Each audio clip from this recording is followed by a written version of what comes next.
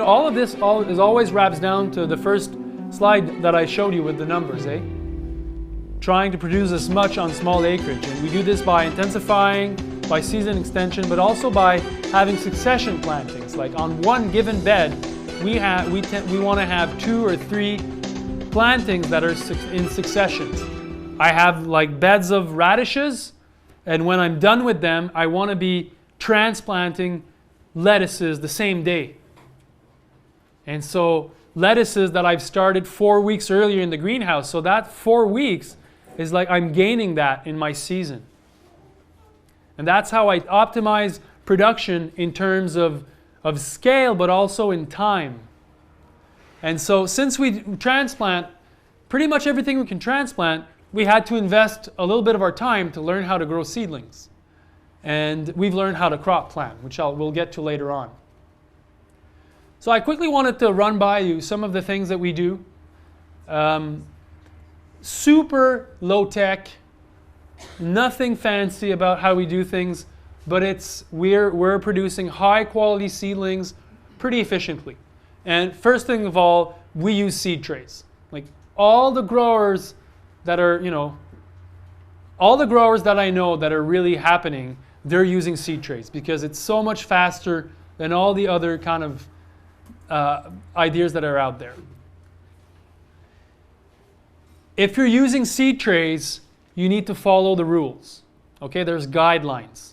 You don't reinvent those. And the guidelines are that for every vegetables, you have a given cell size. 72 or 128 are those that we use. And for the cell size, you need to respect the amount of time that the plant will stay in its cell. Lettuces in 72s is 4 weeks. If you unplug it before that, the roots won't have time to really form a block that holds the thing together. And if you leave it too long, you'll have root-bound problems. So you follow this, and these are charts that are in the Market Gardener, but these are the same charts that you'll find in any books that talk about cell trays. But what's great about this chart is that we've given you the amount of trays that you need to start per beds of 100 foot. So, beets, if you want to be transplanting beets, you start them in 1/28, and you'll need 11 trays to fill a bed. So that saves you a lot of time. Again, the bed as a unit of measure, such a great idea. So we're doing starts really early on. Tomato plant early on. I told you that we wanted to have tomatoes by the 1st of June. So basically our greenhouse is part nursery, part tomatoes, and we heat them at optimal temperature night and day. Yes? Do you have to put supplemental heat in that? Oh yes. Like I'm heating at 18 degrees Celsius at night, which is how much in Fahrenheit? 65. Even when it's minus 20 Fahrenheit outside. Like, there's no way around that, because if I want to have optimal growth and if I want to be first at market, I need to heat. So that's one reason why we bought a new greenhouse. The bigger the space, the easier it is to heat. Like having a gutter connected greenhouse is the way to go, actually, because it's just one big space. So you lose less to the outside temperatures. Okay, so we do both, and we start our first tomatoes inside the house, like with shop lights, nothing fancy. It's really not fancy. And these are our systems, furnaces. These are ducts that go down, and then you have balloons that go underneath the tables. We also have a black tank reservoir so that the water is lukewarm when we water the seedlings. Generator hooked on the BCS if we have power loss. We're watering with a jacuzzi pump that has an expansion pressure tank so that you can water and close it and not have to close the pump.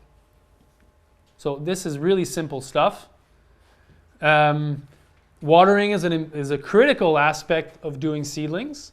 We've always thought that it's the best to have only one person in charge so that nobody gets confused about if it needs to water, if it was watered, whatever. So one person in charge. And Modèle, she knows how to she puts the 72s together, the 128 together because they need different amount of water.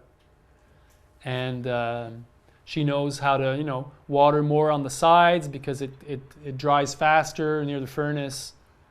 And she's with the plants, and she's observing, and she's not watering too much, and she's watering enough. And so that's critical. We buy our potting mix because one year I calculated what it costed me to buy all the ingredients, and it was more than to buy it made. So I thought, why am I going through the process of sifting everything and hurting my back? It just doesn't make any sense at all. So we buy these totes, and we go from there. We have a plant sale that goes on for 2 weeks at the farm in May. And geez, they're a big money maker. Like everyone from the community comes down, they buy plants from us. And we make 10 grand in like 2 weekends. And our competition is Walmart. The lowest price guarantee. Well, it's so cheap that people don't go there anymore. Like, oh no, these crappy transplants. We'll go to the Grelinette. These are like, and we're not even a lot more expensive. So that's a nice little niche market there. This is a vacuum seeder. This is how we do all these trays. Again, if you're doing 4 beds of beets transplanted, that's like 46 trays that you need to prepare, and it's a long time if you're going seed by seed. So this device, what it does, it's a box, it's an empty box, and it has a tray with holes in it. And you drop your seeds on the tray, and then you start the vacuum. There's a vacuum that is connected there, and then you start, and then it sucks the seed into the hole.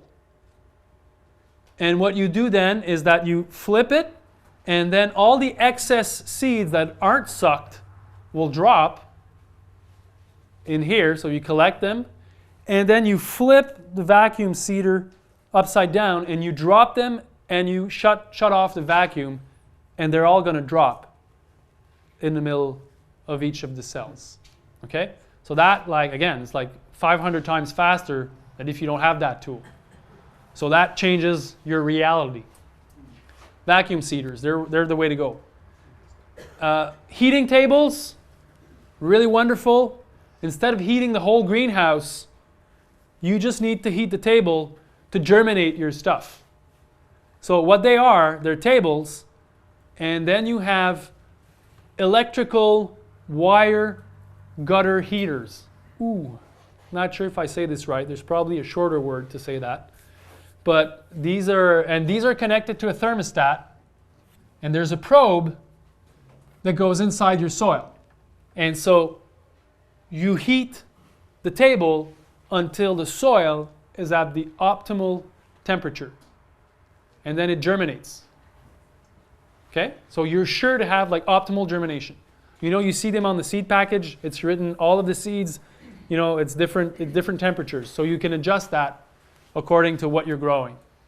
You can even put row covers over them, and then you have like a mini greenhouse inside a greenhouse. That's a great way to save on fuel costs.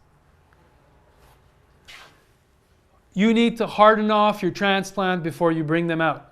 This is a critical step. If you don't do that, you will not have the kick the plant needs to get going. It won't like it, and it could take up to 2 to 3 weeks for the plant to really kick back again. So we built a simple structure. At night we close it, and during the day we expose the plants to wind and cold and varying temperatures. So this part is important, hardening off your plants. Okay? Everybody's cool with that?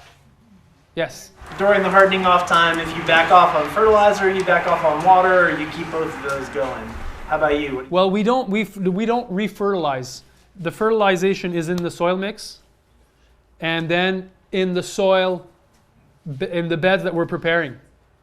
So, you know, we water them just the same, but usually it rains or whatever, so we don't bother as much. Yes? The hardening off time is factored into your total days before you put it out in the garden. So like your days in the greenhouse, the hardening off part is factored into the... No, it's not in the charts. Like I know when I know that they're going in next week, I put them out. But of the total days before planting. No, let's say lettuces are like 26 days. It's 26 days. Okay. And like 6 days before, I bring them out. Inside of the 26 days or? No, 20 days inside, 6 days outside. So it's 26 days total.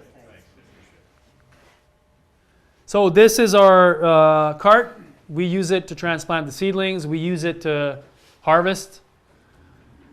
Again, simple stuff. There's an umbrella for shade. Sometimes the harvest can get quite long. But also, we got tired of these interns forgetting their field knives and rubber bands, so they're in the carts now. That's a great way. So transplanting is a big part of our job because pretty much everything we can transplant, we can start inside, we transplant. So again, we prepare the seeds bed really nice, and then our technique is nothing more than there's one person popping up the seedlings, and we have like a ruler that tells the spacing on the row. We've marked the rows before, and then the two of them go and they transplant. I don't have much more to say about that. We tried to speed up that process. When that seedbed roller came in, we were doing experiments with Johnny's about dibblers, and that's pretty cool.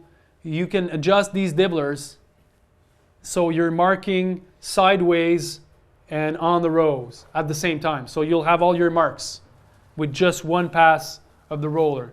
If you're transplanting, 6 bed, it's worthwhile to take the time to adjust this, and then you just mark everything, and then the transplant people, they just boom, boom, boom, boom, boom in the holes.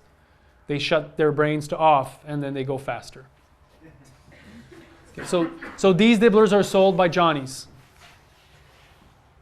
Transplanting, the advice, well not the advice, but the way we go about it, that's what we tell everybody that works on the farm. You need to make sure that it's flat at the bottom, there's no air pockets, and that it's leveled on top.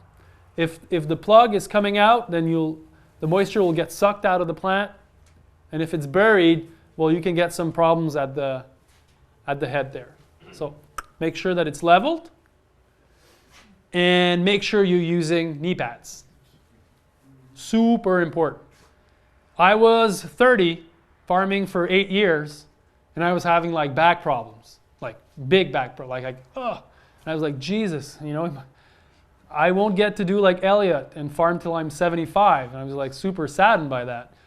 And the reason why I was having back problems every spring was because I was always kneeing in cold, wet soil.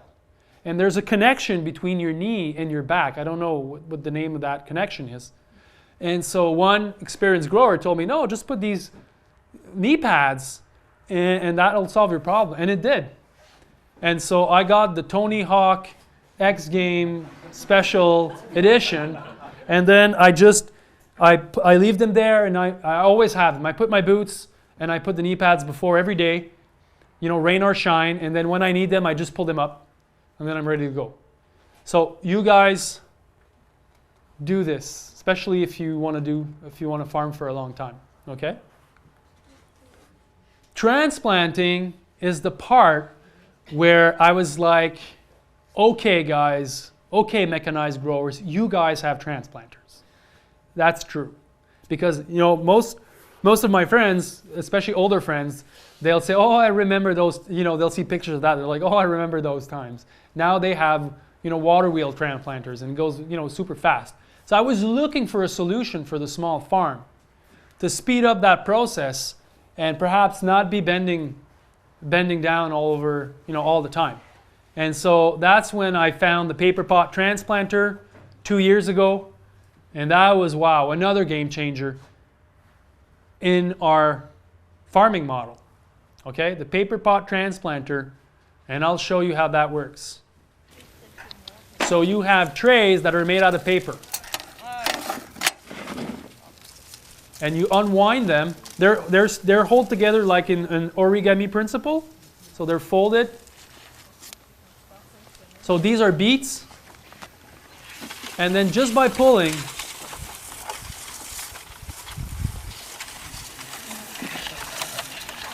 this is cool stuff.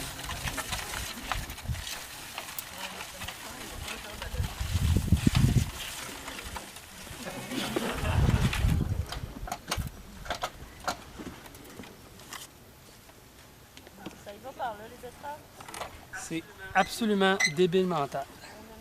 This is French for this is.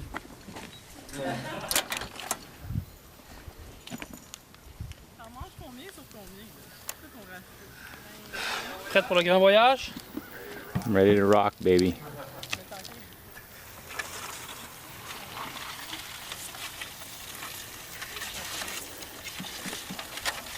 Wow, I'm excited about that.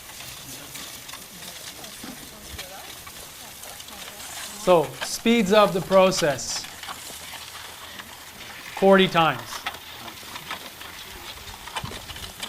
The paper pot transplanter, super appropriate technology for the small farm. There's drawbacks or cons to it, one being the price. It's more than $2,000 to get the furrower and a set of papers to start. Probably do at least 1 or 2 seasons with these papers. The other one is that it's not certified everywhere. There's issues with that because there's glue in the binding paper, the same glue that you'll find with cardboard. So I myself, I can't use that in my gardens because my certifier, they've ruled it out. I'm trying to educate them on the importance of this tool, but for the time being, there's an issue with that. Okay? So before showing off on YouTube like I am, you might want to just double check what you're doing.